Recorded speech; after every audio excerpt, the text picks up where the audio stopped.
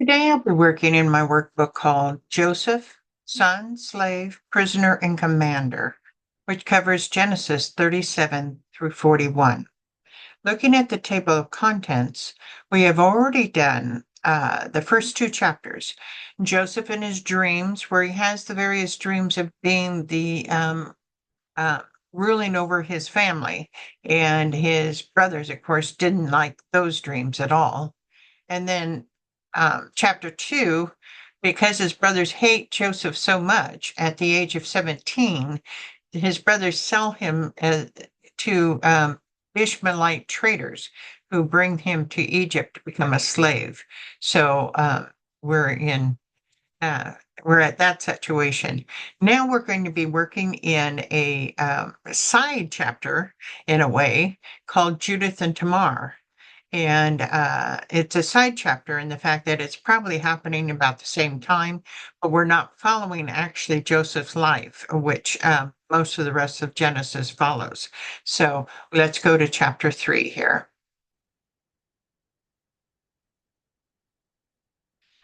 Judah and Tamar, Genesis 38, 1 through 30. Genesis 38, 1. At that time, Judah left his brothers and went down to stay with a man of Adullam named Hirah.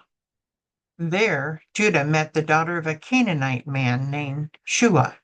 He married her and made love to her. So, what is the time designation here? It's at that time. This would tend to mean at the time that the brothers sold Joseph into slavery. Perhaps he couldn't handle his father's grief. We don't know. But it's at that time that he moves away from the family. What was the town that Judah went to? Adullam. This town is only about 15 miles northwest of Hebron. Make a line from Hebron to Adullam. Okay, we can do that. Make a line from Hebron to Adullam.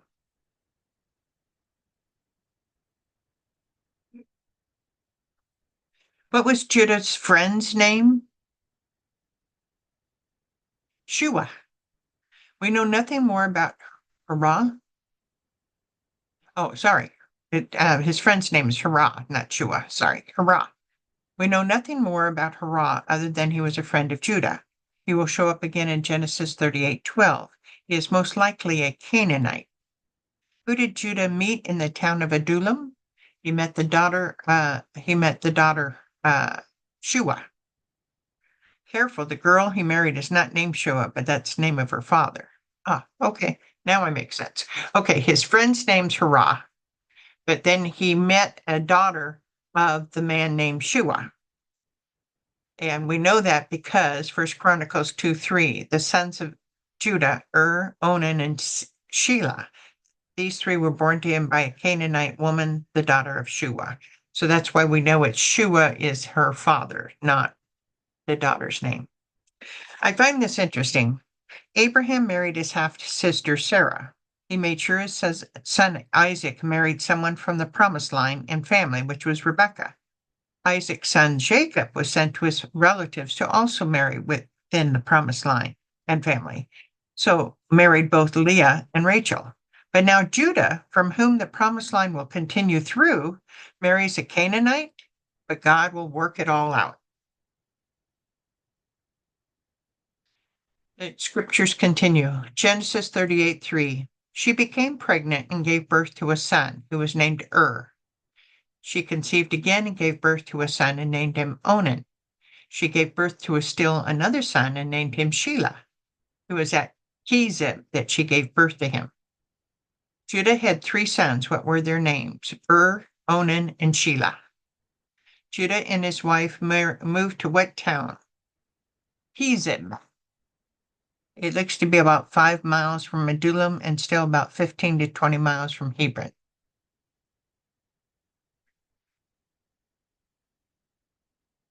Spelled a little different on the map with a CH instead of a K. Due to the storyline, these sons had to have been born immediately and in rapid succession.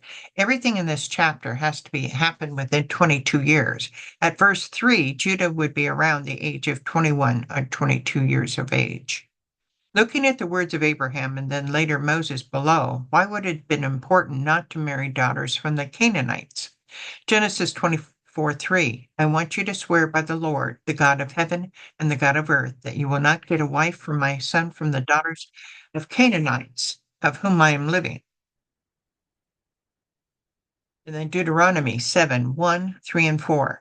When the Lord your God brings you into the land you're entering to possess and drives out before you many nations, then make no treaty with them and show them no mercy. Do not intermarry with them. Do not give your daughters to their sons or take their daughters for your sons, for they will turn your children away from following me to serve in other gods, and the Lord's anger will burn against you and will quickly destroy you.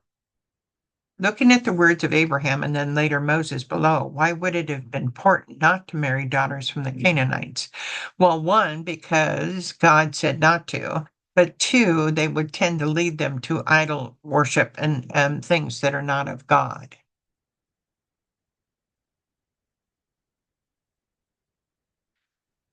So then Genesis 38:6, Judah got a wife for his firstborn, and her name was Tamar. But Judah's firstborn, was wicked in the Lord's sight. So the Lord put him to death. What was the name of the wife that Judah got for his firstborn son, Tamar. What happened to He died. And why was killed? Because he was doing wicked in the Lord's sight. Does it appear that and Tamar had any children? No, they do not. Assuming that was 16 and Tamar was 15, then Judah would have been 38. Joseph would have been in Egypt for 17 years, or is now 34 years of age. Jacob would have been 125, and Isaac had been dead for 5 years. Is Tamar Canaanite or Hebrew? Or is she a Canaanite converted to Hebrew? Here's what we know, then you decide. A. Judah has a Canaanite wife and a Canaanite father-in-law. They are living with Canaanites, and his sons were probably raised as Canaanites.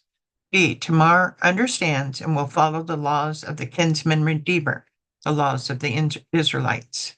C. Tamar follows the instructions of her father-in-law Judah, which is also a Hebrew custom. D. Tamar does not deceive Judah until after his wife died, therefore not committing adultery. E. Although they do not know it at the time, the Messiah will descend from Tamar. And F. The name Tamar is Hebrew, meaning palm tree. So based on our limited information, what do you think Tamar's religious beliefs are? I believe she was actually Hebrew because her name is Hebrew.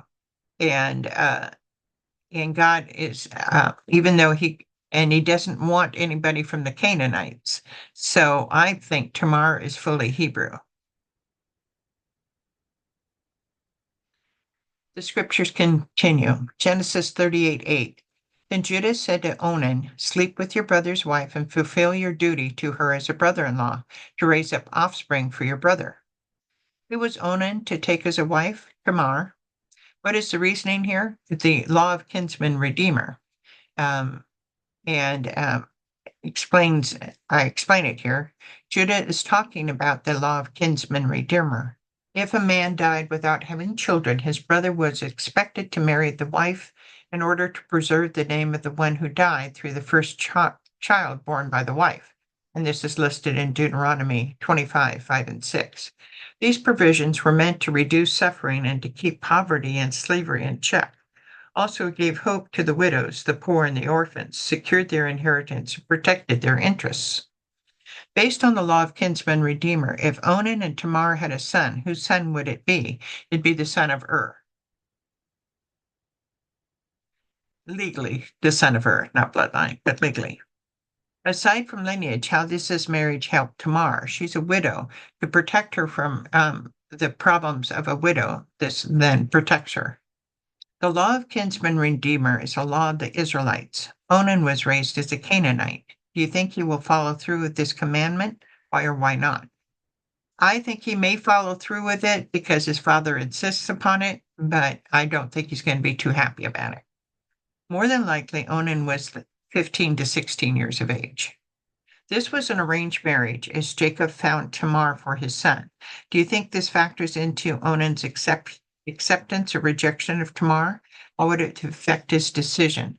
In our world, he would reject it because it was arranged marriage. In those times, that was expected. Arranged marriage was expected. But still, he's a Canaanite. He's not a Hebrew. So I just don't know how much he will follow through with that. She's more likely older than he is. The scriptures continue. Genesis 38:9. But Onan knew that the heir would not be his, and it came to pass he did not have sex with her, lest he should give an heir to his brother. And the thing which he did displeased the Lord, therefore he killed him also. Was Onan willing to have an heir through Tamar? No. Was he killed by God as well? Yes. Why was he killed? Because he displeased God. Did Judah have another son? Yes. Remember, he has Shelah still. Based on the law of kinsman redeemer, is there anything in the law that says Tamar is not to marry the brother next in line? No, she's supposed to marry the brother next in line. What do you think Judah is thinking when two of his sons that have married Tamar are dead soon after the marriage?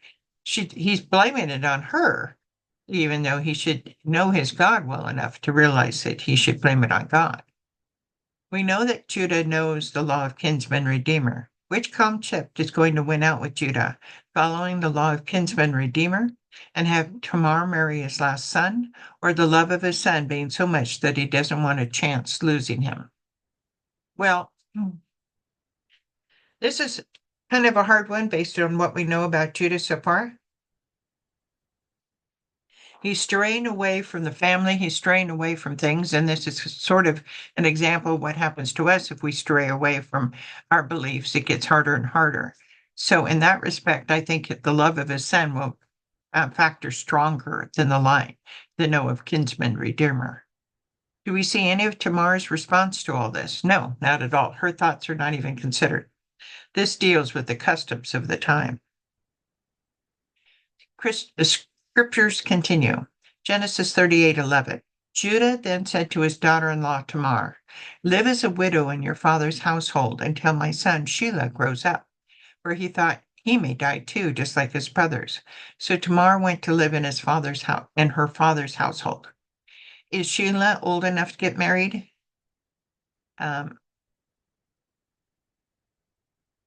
No, he isn't. So therefore, Shelah would have been under the age of 15. Judah tells Tamar to do what? Live in your father's household until Shelah is old enough to marry. Legally, Judah has a right to tell his daughter-in-law who she can marry and not marry. She was bought with a dowry, and she is now the possession of the family of Ur. What was Judah's worry? That Shelah would also die. Did Tamar do as Judah told her? Yes, she did. Although we do not know how old Tamar is, we can be fairly sure that she's older than Shelah, as the earliest age a woman would marry is the age of 15. Did Judah release Tamar from her obligations to his family? No, he did not. He was just as bound by this law as she was. For him to release her when he still had a son would be damaging his reputation. Once in her father's household, could Tamar have any other man look to marry her? No. Tamar is Judah's responsibility. Why do you think he does not have Tamar living with his family, his wife, and his son? Because he's worried she brings a curse or something, and he doesn't want his family affected. Scriptures continue. After a long time, Judah's wife, the daughter of Shua, died. When Judah had recovered from his grief, he went up to Timnah to the men who were shearing his sheep, and his friend Hirah, the Adulamite, went with him. What is the time frame shown here? After a long time. Who died? Is Judah's wife. Before Judah went up to Timnah, and after the death of his wife, he had to recover from what? His grief. What was Judah's men doing in Timnah? Shearing his sheep. Sheep shearing season, which occurs in Palestine towards the end of March, was spent in more than usual hilarity, and the wealthiest masters invited their friends. Okay, who went with Judah to Timnah? His friend Hirah. Make a line from Kizab to Timnah. Right, okay, let's see, a line.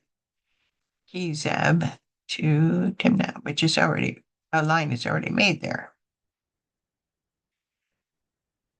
This is about 15 to 20 miles. For the sake of argument, we're going to say it has now been a year since Tamar was sent to live at her father's house, which would make Sheila old enough to marry, as we see from the next page. So far, the timeline works. It is now only 18 years since Joseph was taken as a slave. Scriptures continue. Genesis 38:13. When Tamar was told, "Your father-in-law is on his way to Timnah to shear his sheep," she took off her widow's clothes, covered herself with a veil to disguise herself, and then sat down at the entrance to Enam, which is on the road to Timnah. For she saw that, though Sheila had now grown up, she had not been given to him as a wife. Where has Tamar been during these years after Onan's death? At her family's home, her father's house. What did Tamar do to disguise herself? She put a veil on.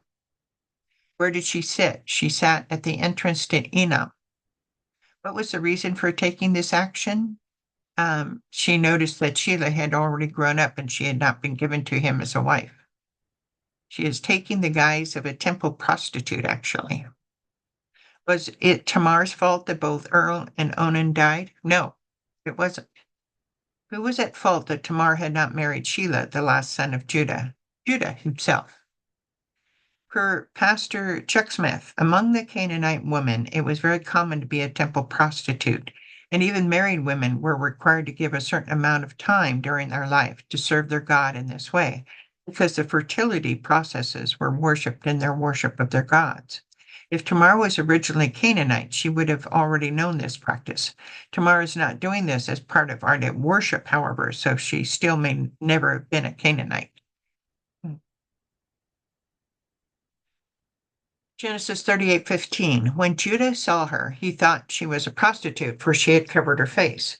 Not realizing that she was his daughter-in-law, he went over to her by the roadside and said, "Come now, let me sleep with you." Did Judah recognize her? No.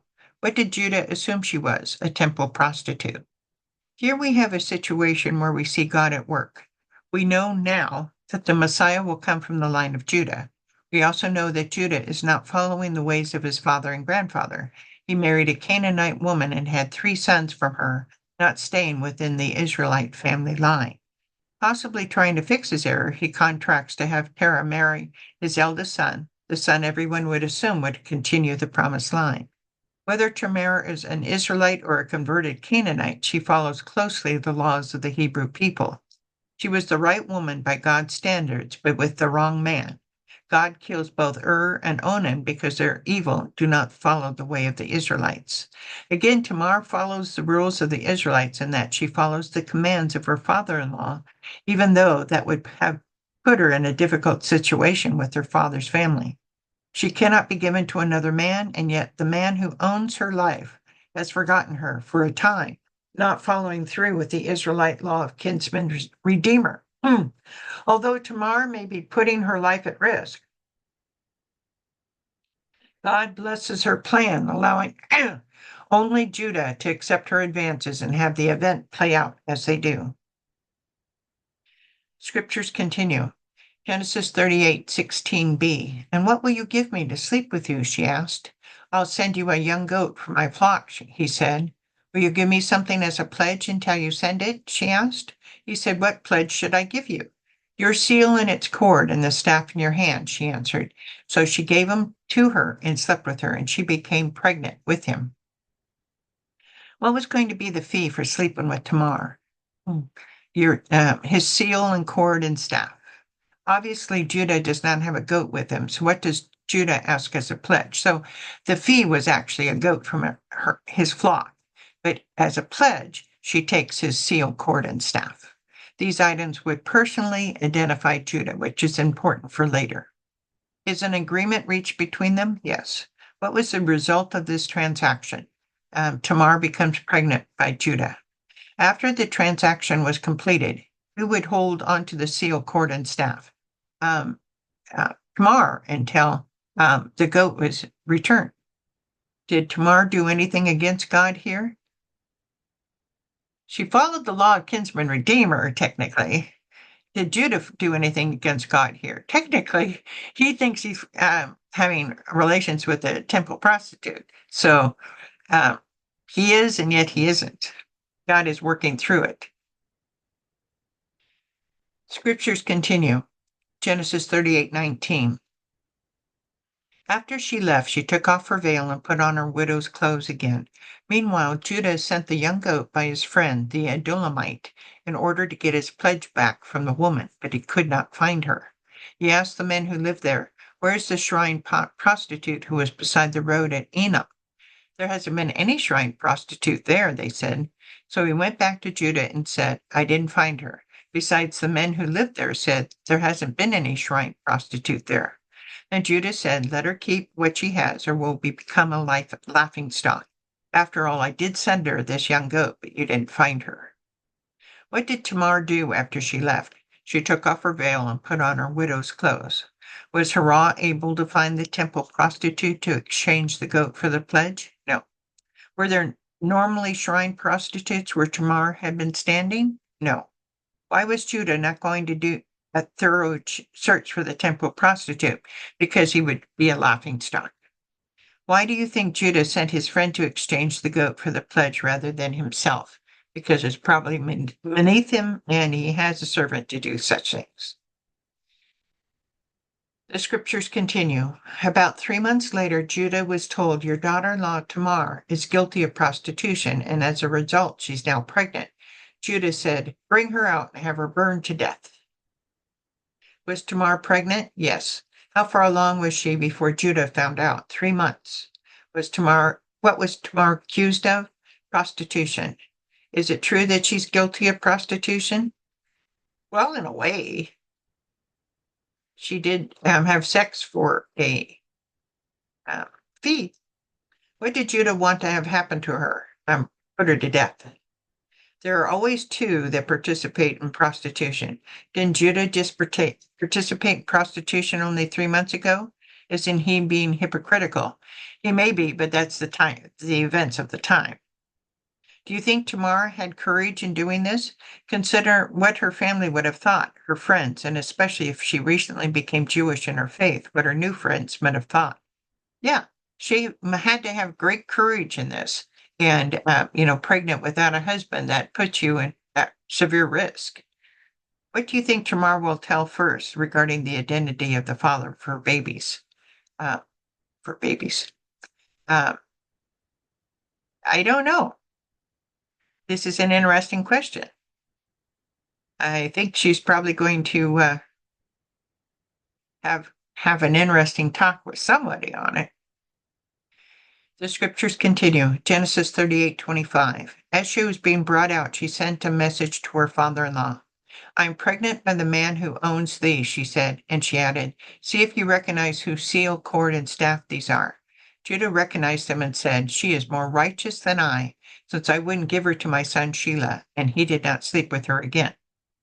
Does Tamar tell anyone who is the father is other than Judah? No, she tells only Judah. She doesn't just tell him, but provides evidence. What is her evidence? The seal, cord, and staff. Does Judah recognize the evidence? Yes. Does he acknowledge the righteous act of Tamar, even though it was deceitful? Yes. Does he sleep with Tamar again? No. So,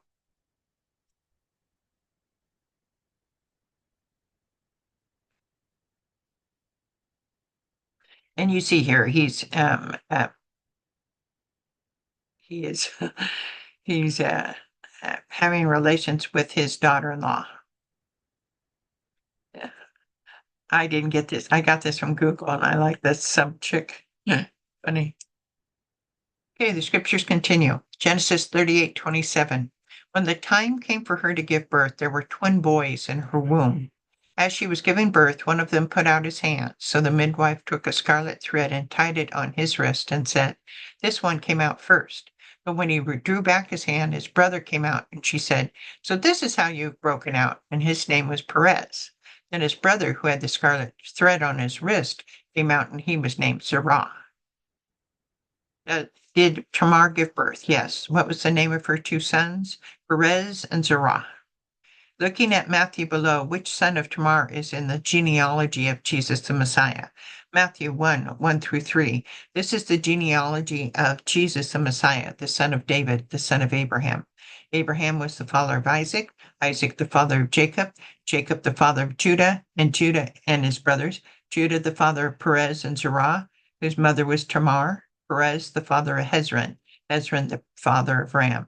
So Perez will be the son that will follow in the line of the Messiah. Which son had the scarlet thread on his wrist? He was Zerah. In the 22 years from Joseph being sold into slavery until the family moves to Egypt, can Judah have grandsons and great grandsons that come to Egypt? This is a puzzle that will be investigated on the next few pages. I'm actually going to, well, I'll go ahead and do that with this one here. So here is the timeline problem. How does Judah, at the age of 39, have sons who also have sons before Judah is the age of 43? So that's really difficult. First, Genesis 46, 1 through 7 clearly shows that Judah's grandsons, Hezron and Hamul, come to Egypt. So you'll notice here Jacob descendants, and then we've got Judah, which is down here, and then he's lost his two sons, and he has his third son, Shelah, and then Perez, and then we have Hezron and Hamul and Zerah. So Perez's sons, Hezron and Hamul, and Zerah.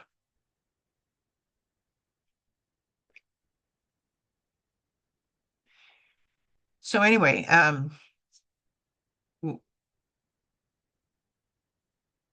so the question is why? How does Perez and Zerah? Oh, there you go. Perez and Zerah, and then Perez's sons themselves come to Egypt in the short period of time. It's not possible. And we have other points here. Genesis 46, 26, 66 descendants, excludes Onan, and Joseph, his two sons, but includes Dinah. In Genesis 46, 27, includes his two sons and Jacob himself. Yeah. So anyway, this is what our problem is. How can that be? We do have Judah's timeline of Judah's life. Basically, this gives you step by step by step by step in order to show that he could not have had grandsons before he went to Egypt. And so step by step. So in 43 years from basically from when Judah was 43 years of age, Joseph was 30 years of age when he enters the Pharaoh king of Egypt's employ. So 7 years of plenty and 2 years of famine before the brothers come to Egypt, making Joseph 39 years and therefore Judah 43 years of age.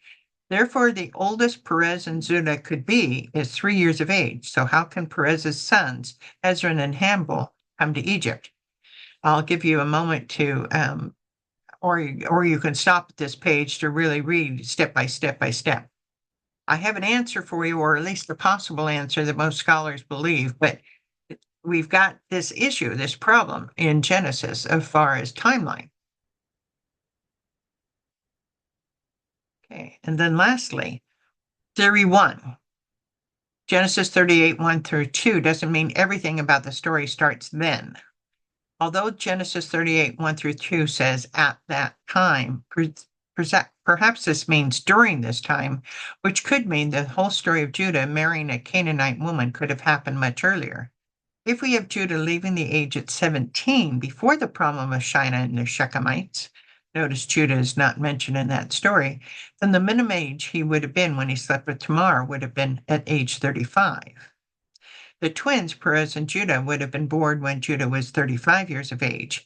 Even at this, Perez would have been no older than 7 years of age when his wife gave birth to his sons, Hezron and Hamul, in order for them to go to Egypt, as Judah would have been 43. So we still have problems with that theory. The second theory, Hezron and Hamul were included even though they were born in Egypt, as Perez and Zerah replaced and Onan, Judah's first sons, due to the law of kinsman redeemer. So basically, the theory two is what plays out, is that they replace Judah's first two sons as the part of the lineage. That's the only way this works. Okay, we come to the crossword of Judah and Tamar. What town did Judah go to where his men were shearing sheep? I should have my answers here. Let me see here. You guys probably know it right away, and I would too, but right now it's escaping me. So let me look at my answers real quick. Because when you get these books online, if you ever did, not online, but if you order them from me, the answers are in the back of the book. That's what I'm looking at now, by the way.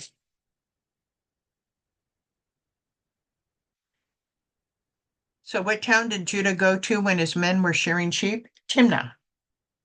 The midwife had put a scarlet thread on the wrist of Zerah.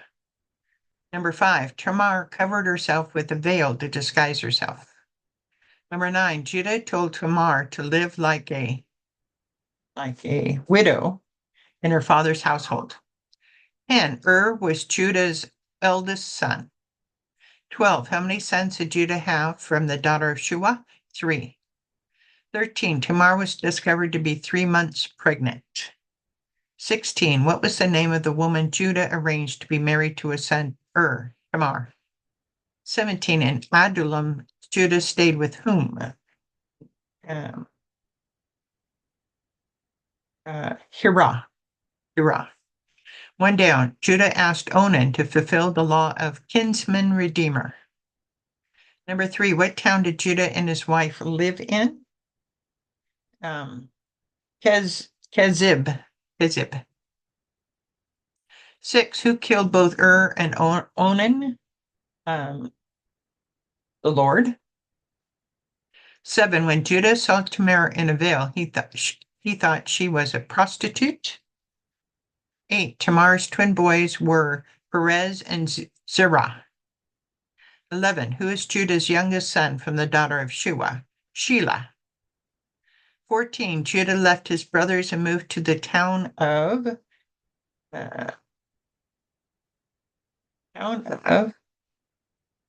Adullam. 15, the pledge given to Tamar by Judah was a seal and its cord and the staff in his hand. That's the end of this chapter. I hope you enjoyed it. Thank you.